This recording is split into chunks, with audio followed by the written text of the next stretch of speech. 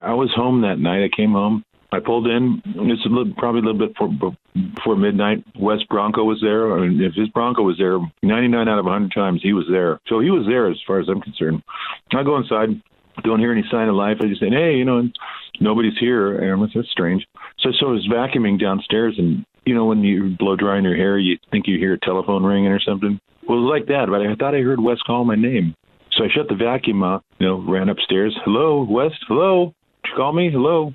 No reply, none at all. And so I go back downstairs, fire up the vacuum, continue cleaning up the house a little bit. Nothing, man. And then I heard him call me again. Went upstairs again.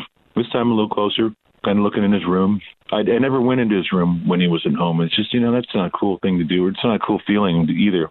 I never, I always respected his privacy, and it probably would have been cool to go into his room when he wasn't there, but just didn't feel right for me. It happened like 3 times. I thought I heard him calling me, and this is what really messed me up, because the following morning is when we found him in his bathroom, and I'd never walked far enough into his bedroom. Wow. To see into the bathroom, which is 10 feet further, and Oh, wow. He may have been calling me for help or something, and it's just that alone really upset me so much. Is like, maybe I could have done something that night. So I finished doing all the things I would do, and then they're going, where the fuck is he, man? Why is it? He should be here. Where would he be? So I went to bed. Next morning I woke up, and I had this kind of the wall mount bed setups, with the mirrors and all that stuff, and mounts up against the wall. Well, I had this little vase, and it had a bunch of dried flowers and roses, and I was covered in them from head to toe on my bed. Somebody they sprinkled them on top of me as I was sleeping. And I usually notice when somebody's been in my room or been somebody close to me when I'm sleeping, I'll wake up. It's just a natural instinct, Mm-hmm. But I don't know who was in my room that night, or what happened, why I didn't wake up. I would have known.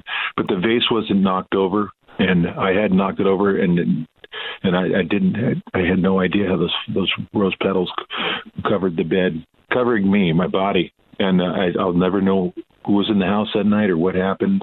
If it was West, I'll never know. And it bothers me, because I thought maybe somebody broke in and hot-shotted him or something. I don't know. I don't know. And so those are unknowns, but it was a really hard day. It's not an easy thing to live through, and because I just didn't know. I wasn't. I wish I'd have walked in his room. Maybe I could have saved him. I don't know. But I found Wes in his bathroom, and he was cold. It was too late.